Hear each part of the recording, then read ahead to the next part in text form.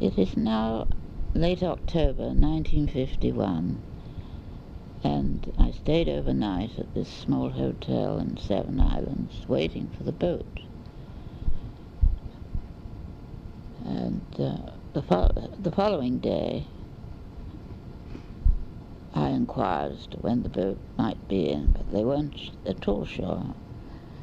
And I had to get to Harrington on that boat, as it was the last of the season.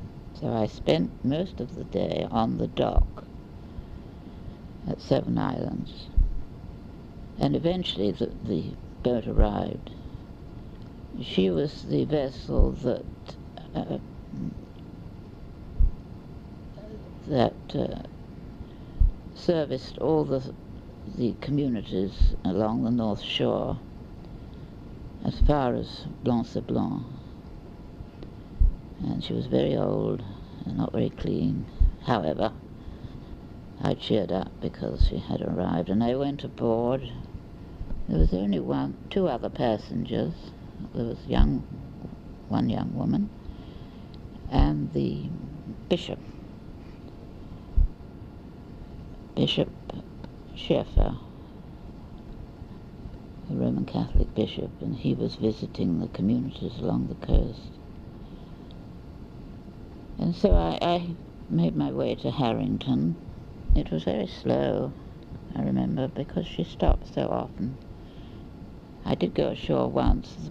This very kindly bishop invited me to accompany him ashore at Havre Saint-Pierre, where there was a convent. And I was delighted to leave the boat for a while and go to the convent with him. And the nuns, I remember so well, greeted me so kindly, and I was allowed to have a bath and go and rest, and had a meal with them. And then we made our way along the coast until I reached Harrington Harbour it was. It was an isolated island just off the coast, as I remember. I think I'm right in saying that. And the Grenfell Mission had had a hospital there for years, an old hospital, and it had been replaced by a modern building, I think about a year before I arrived there, about 1950, I suppose, 49 or 50. It was very bleak and very cold. However, Dr. Hard had been the doctor there for years, and he met me on the dock, and I remember he said, "Thank goodness you've come, because we are without a nurse." There were two nurses, but they left, and now there's no nurse here. And there are many patients. The hospital's full. We walked up to it anyway, and he showed me round, and it was quite a large hospital for such a little place. And I remember that the only staff were two girls from Harrington who assisted as aides, and there was a cook, and I think one other person in the kitchen. I think that was about all. The nurses had gone. There had been a dentist, but she also had been taken out because she had a breakdown. There was a dental office. Everything was new, and I remember the dental office was in a terrible state. There were teeth on the floor and swabs everywhere. She had had a mental breakdown, and she had been taken out by helicopter. I think all the beds were full.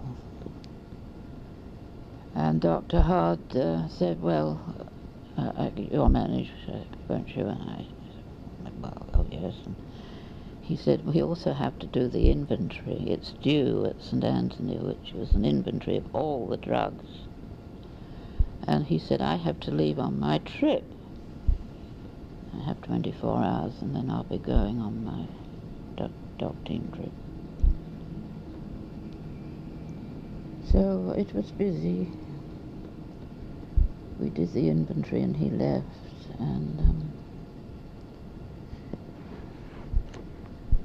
and the patients, there were 2 TB wards. There were active TB patients, not active, physically active TB, and there were many other wards.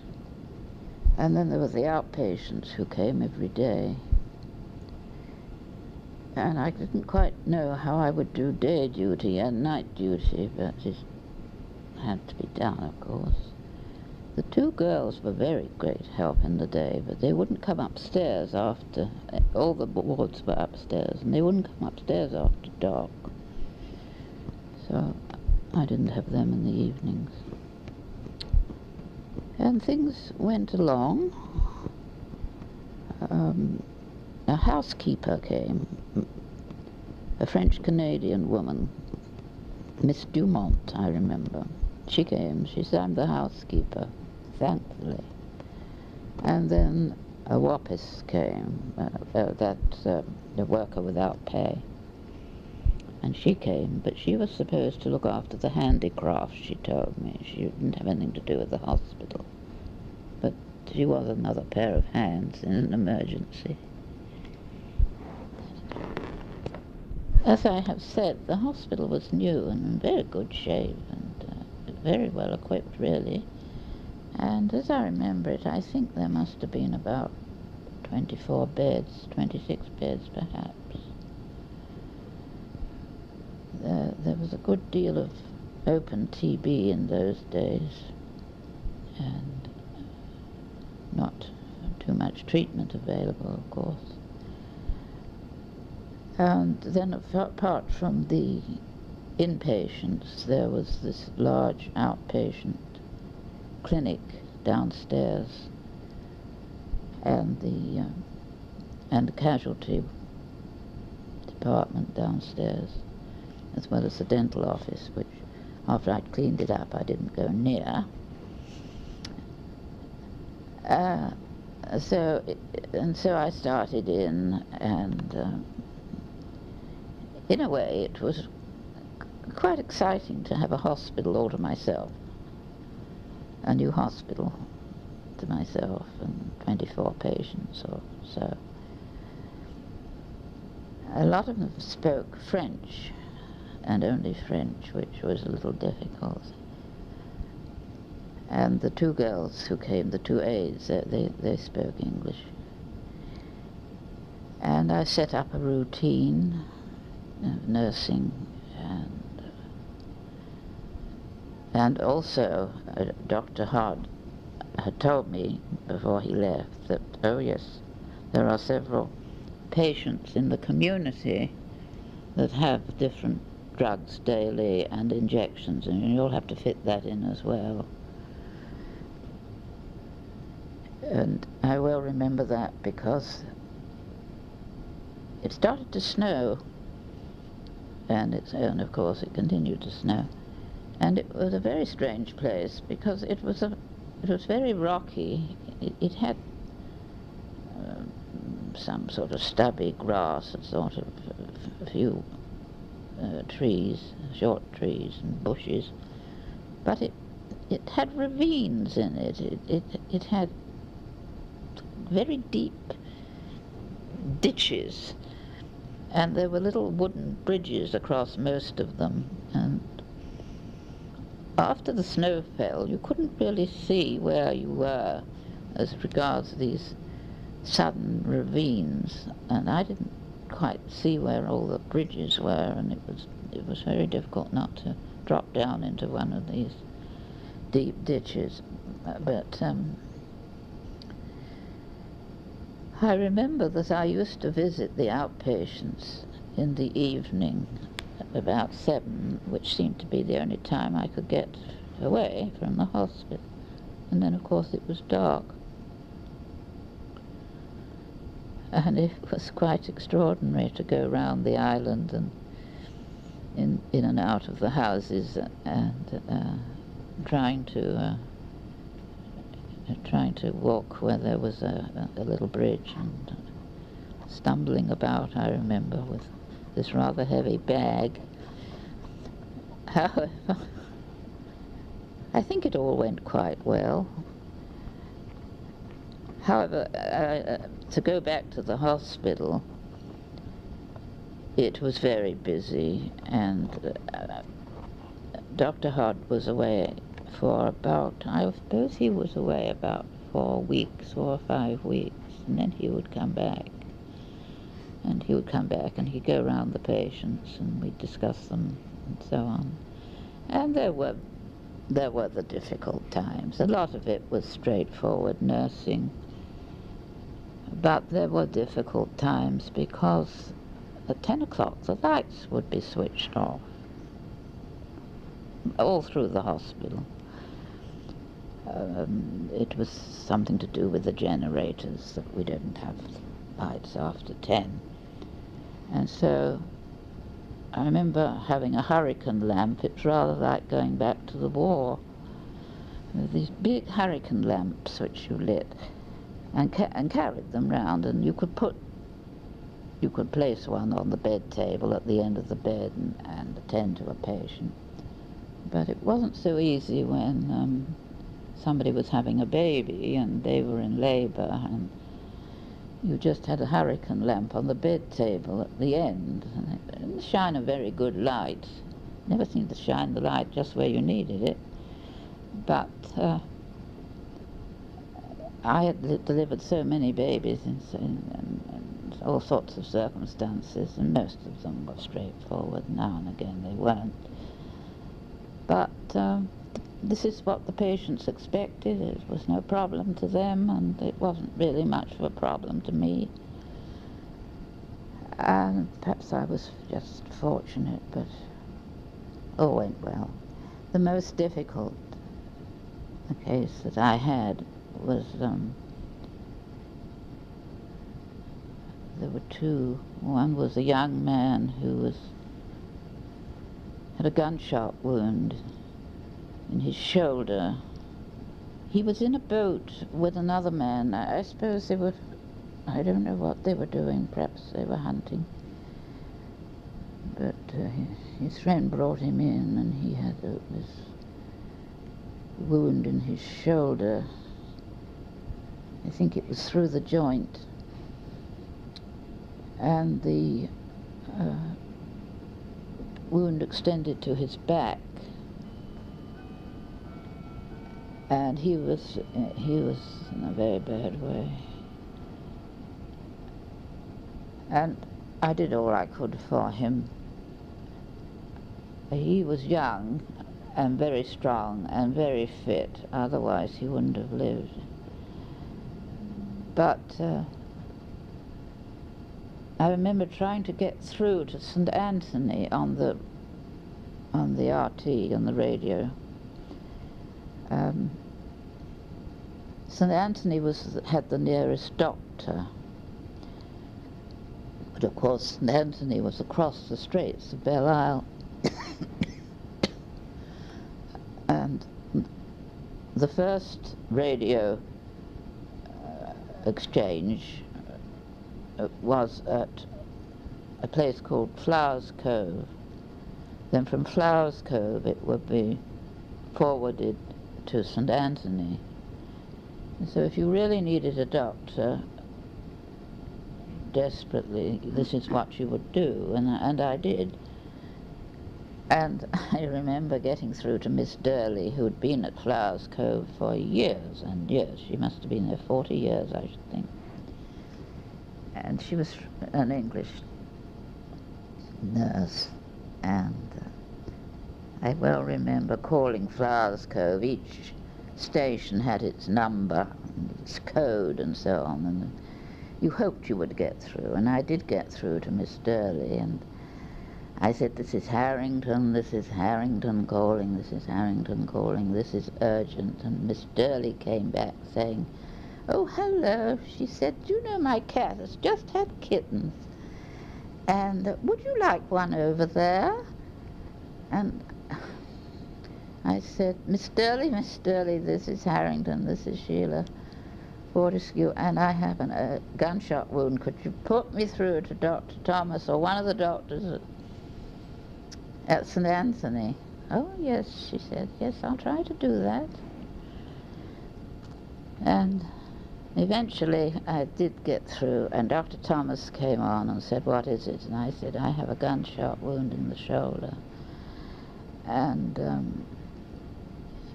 he said, clean it out. I said, yes, I've done that. And he said, how much antibiotic do you have? Sulfonamides in those days. You have sulfonamides? Yes, I've packed it with sulfonamide. Oh, you have? And he said, give him anti-tetanus. I've done that, I said. What else do I do? He said, I don't think there's very much more you can do. Just nurse him. And I'll keep in touch. However, I remembered I nursed him, and I nursed him so much that he had to get better. Anyway, this seems like a long story, but about 3 days later, I had his bed near the door where I sat in the passageway with my desk. And about 3 days later, I heard this sound, and I had it in the back of my mind, remembering stories of the First World War, how some gunshot wounds contracted gas gangrene. And if this happens, they get a condition called crepitus, and it's gas bubbles under the skin and into the muscle, and it's extremely dangerous. And I could hardly believe my ears, but I remember sitting there saying, that's crepitus, because I'd learned about it, and it was crepitus. Anyway, he was desperately ill, but what I was worried about was speaking of his condition on the radio telegram, because it was listened to by the people all along the Straits. It was a radio message, that it wasn't confidential or private. You couldn't speak to the doctor privately. But it was broadcast generally, so it was picked up by anybody who would like to listen. And I was very worried that the family of this man would hear that he had gangrene, and so I remembered enough Latin for that condition, and I put it into Latin, and just the condition, and the doctors understood. I think the people, the families, must have wondered what I was talking about, but however, that's what I did. And eventually, this man recovered. His wound, I cleaned his wound all the time, and of course he had a shoulder injury. And I don't remember quite the final account. I think he did go out to a hospital in Quebec for further surgery, but he lived.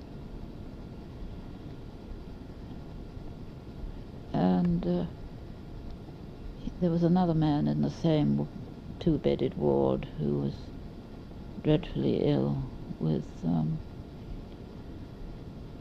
he had a bowel obstruction and he had to be operated on. And I did manage to get him out.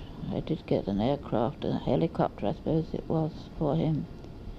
However, most of the cases were straightforward. And the time passed, but I must admit that I did get very tired. And I also had some sort of eye infection, but blepharitis. It wasn't serious, but it was kind of a bit of a misery. However,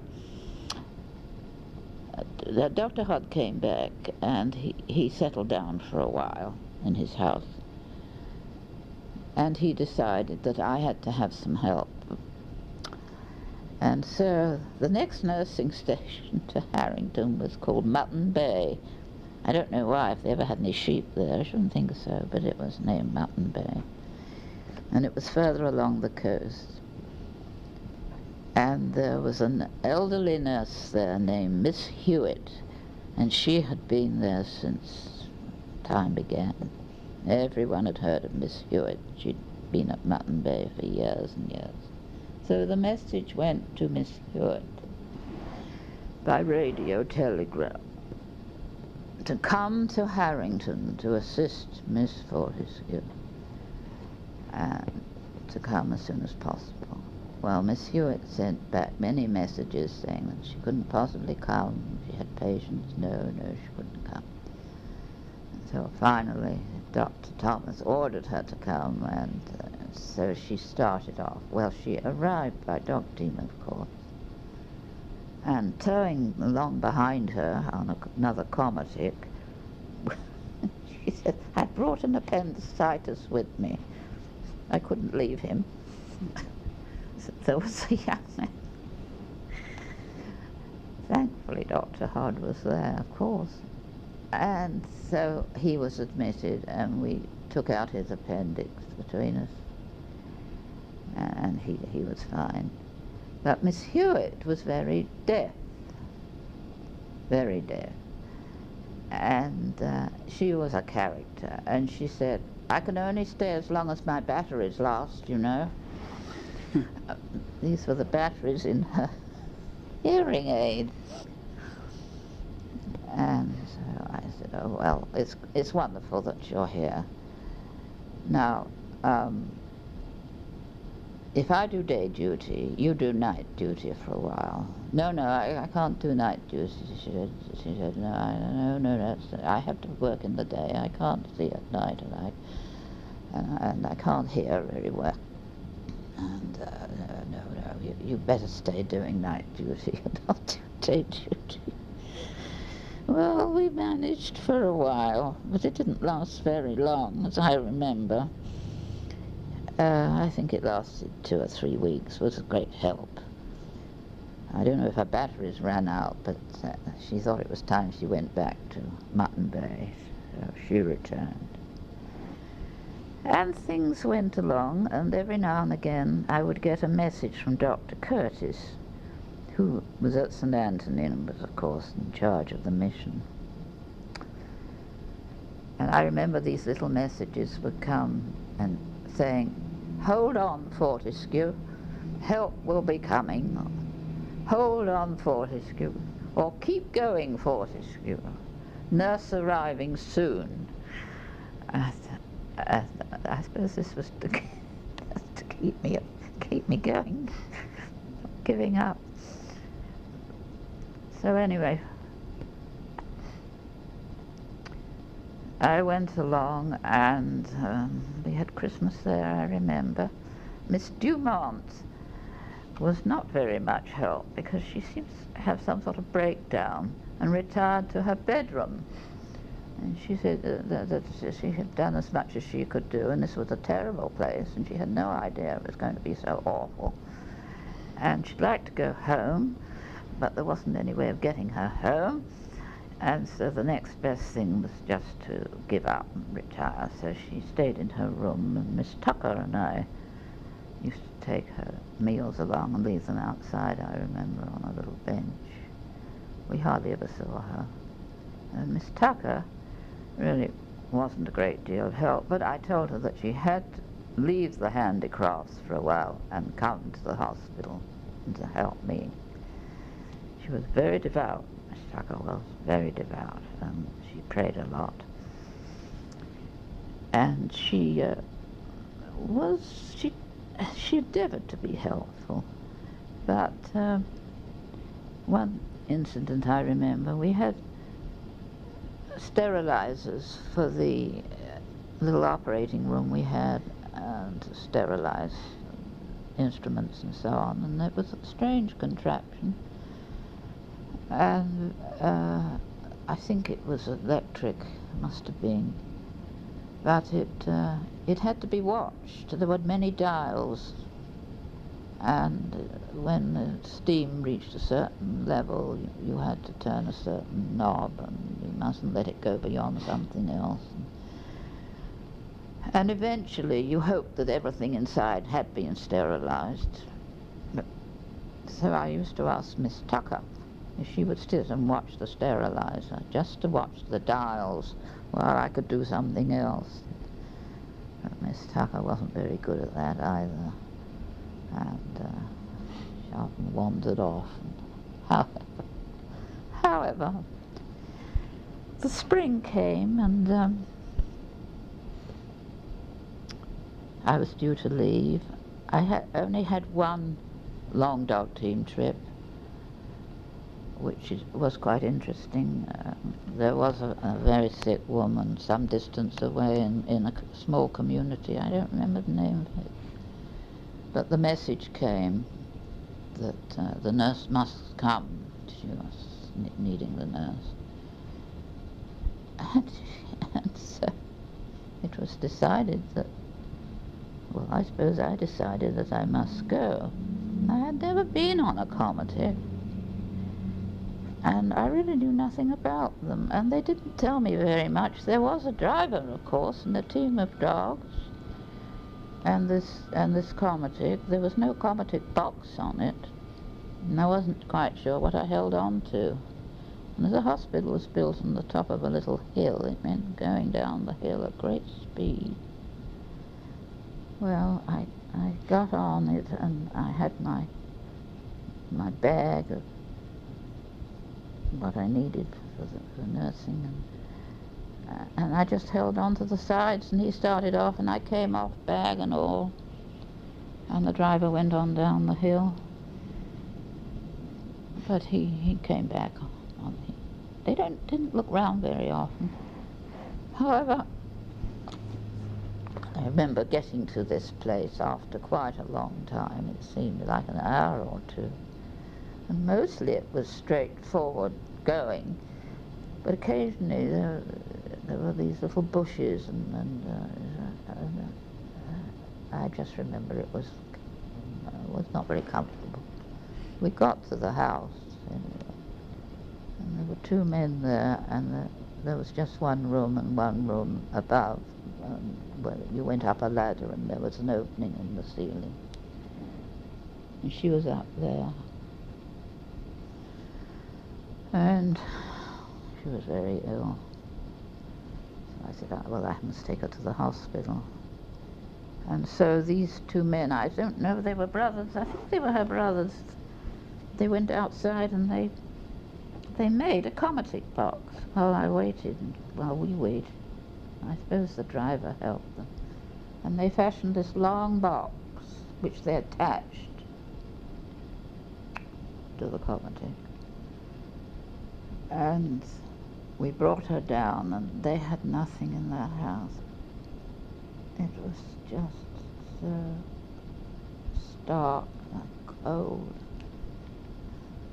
They put in what rugs and so on they had, and we laid her down in the box. And they just said, no, bye. And then I stood behind, and I had something to hold on to, because I held on to the Comatic box. And off we went. And we got back, and they carried her in.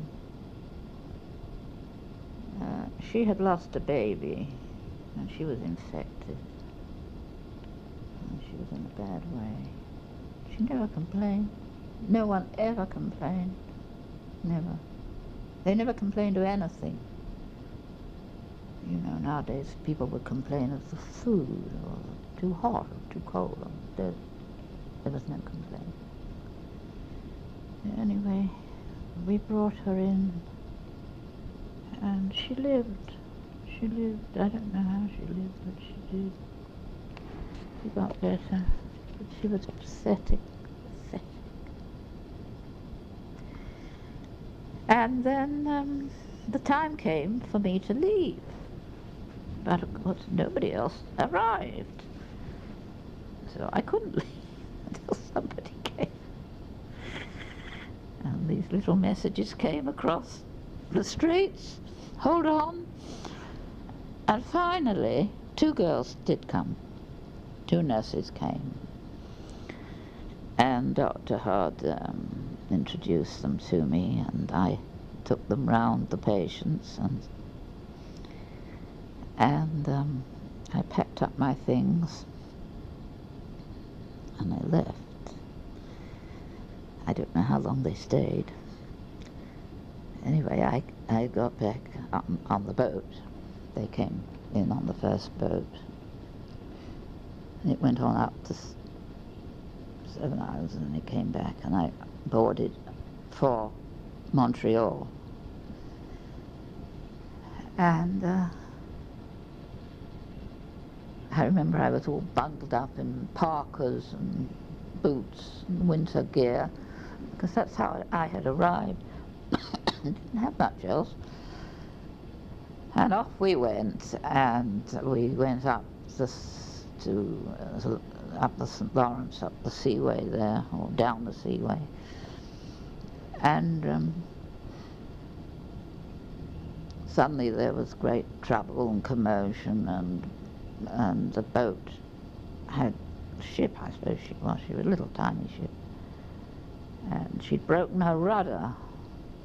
There was still ice in the St. Lawrence, and so she couldn't steer, I seem to remember, and we weaved about, and she made her way onto the dry dock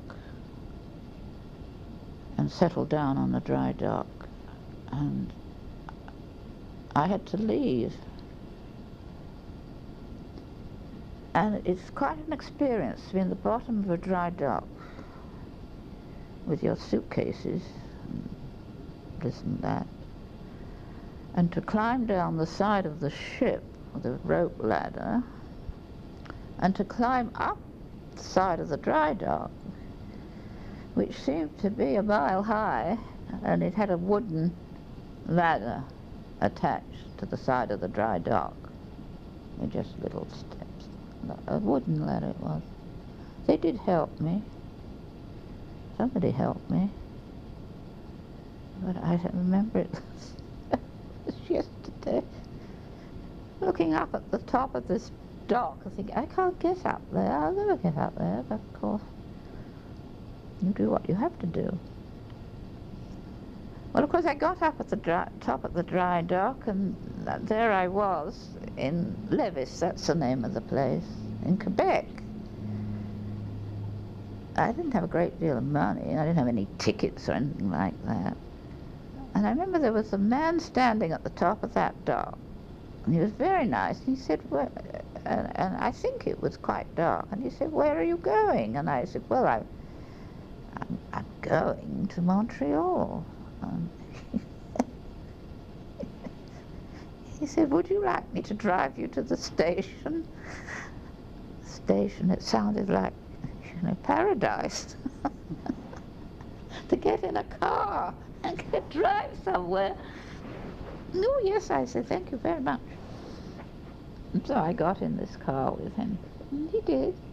And he drove me to the station.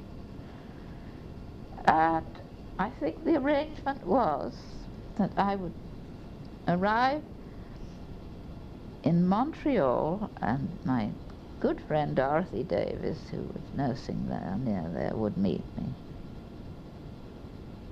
And as far as I remember, we met. And it was hot there, it was springtime, and I was all bundled up in my furry parka. And I remember Dorothy standing there in a nice dress and no coat, and she's looking at me and saying, my goodness me, where have you been, you know?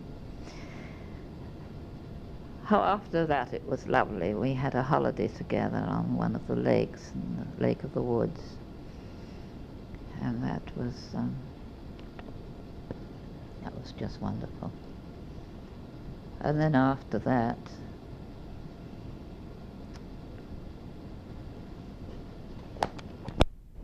after this 2-week holiday with Dorothy, it was time for me to get back to Northwest River, which I did. I must have flown back, of course, but I just remember going back. And I remember walking along the dock there at Northwest River, having come down from the valley and crossed the river, and we're walking along the dock. And Tony was walking down the dock. And I realized, oh, there he was. But he just walked right past me and went on. And then and I stopped. And then he stopped and he came back. And he said, I didn't know you. I didn't know you. I was so thin, and I'd had blepharitis. My eyes were in an awful state. And I must have looked just dreadful, although I'd had those 2 good weeks. And he sort of said, what has happened to him? Just said, well, that was Harrington, that was. However, it was lovely to be back.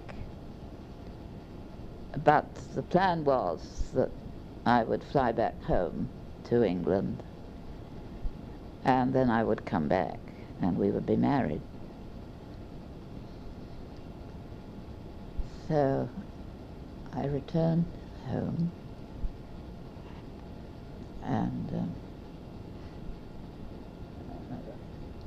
I remember going down. My father was then living at this house, high standing, that he'd bought during the war, in this big estate. There's a cottage on the estate, actually. And everyone said, well, who is it you're marrying, and why isn't he coming over here? And who is he, and what is he, and why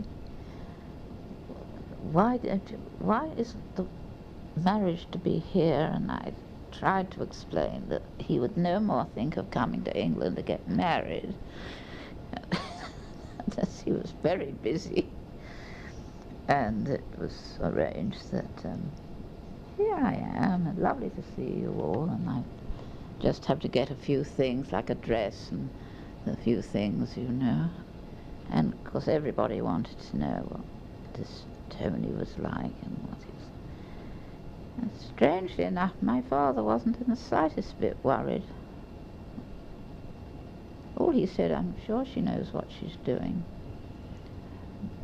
But I had a very elderly cousin. He was extremely worried.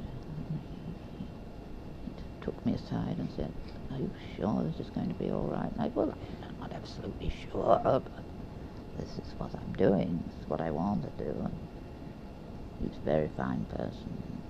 You'll meet him one day.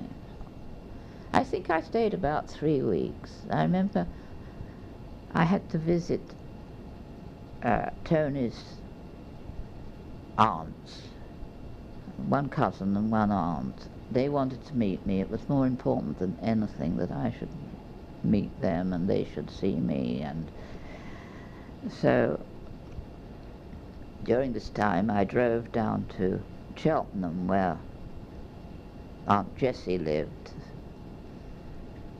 and really to be kind of vetted, you know. And Tony had told Aunt Jessie that he was marrying this English girl, Sheila Fortescue, and she would be visiting Aunt Jessie, and they would meet and so on. And he had told me that all about Aunt Jessie and Uncle. I forget his name now. However, I drove down there, and this big house, and this long drive, and a big house, May Place it was called. And I stayed there 2 or 3 days, and it was just like going back in time. Aunt Jessie had housemaids and parlour maids, and I had this big bedroom and so on, and after I had been shown to my bedroom to wash my hands, as it were, I was taken down to the drawing room where I met Aunt Jessie, and she really wanted to know all about me. So you're going to marry dear Tony, are you? Yes, I said. And she said, and where do you live? I said, I live, my family live in Essex. Oh yes. Fortescue, yes. And she it's hard to explain to you young people, to anybody else, how things were in those days with that generation, with that upbringing. And she was an old lady. And we talked and talked, and finally she said, Fortescue's now, Fortescue's, other Fortescue's in Essex. And she said, you know, there was a Fortescue who married a Howard. And so I thought, oh, good, because I went to school with somebody called Howard. I thought that would... I said, well, I was at school with a Jennifer Howard. A Jennifer Howard, let me see now. And I remember her father was Thomas Howard. Oh, Thomas Howard. Oh, yes, and his wife so-and-so. Yes, that's right. Now the Paddens, but remotely intermarried with Howard somewhere over here, and so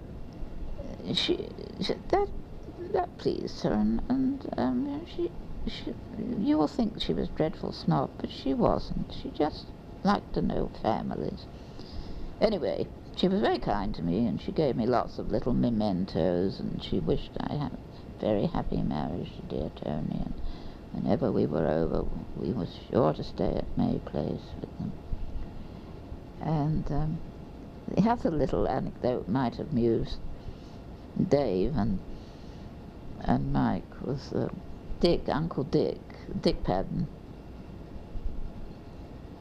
was in the Navy during the war, and when he was ashore, he always went to see Aunt Jessie and Uncle. What was his name? It will come to me. And they used to greet him warmly, and they'd say, "Oh, you've been at sea, and you're here now, and you simply must need a drink." And Dick always thought we was going to have a large whiskey or something, but it was lemonade. It was always lemon. Dick used to tell that tale.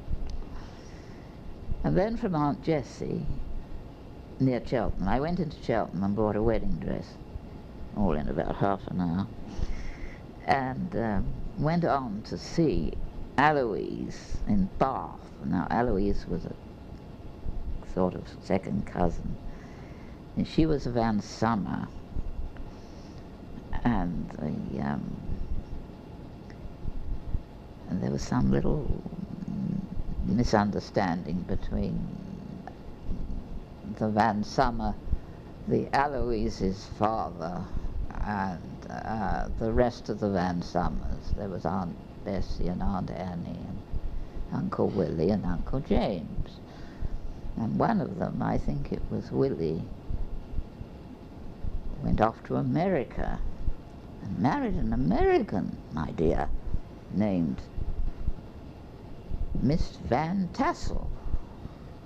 Brought her back to England, and there was some little problem. Anyway, they settled in Bath,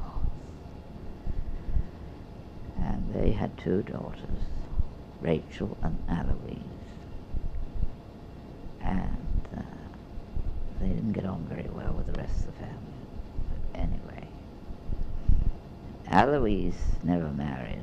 She lived in a big tall house in Bath, and Rachel married somebody called Captain Maitland. Those 2 sisters had some frightful row, and they didn't get along very well either, but they never saw one another, though they lived round the corner. So Aloise was was a character, as they used to say. So I knocked on her door, and she opened the door, and yes, she said, and I said, I'm Sheila, Sheila Fortescue, and she said, oh yes, you're going to marry Tony, oh yes, come in. And I went in there, and she said, now I've heard from Tony that you'd be coming, and he said, give us some sherry to start off.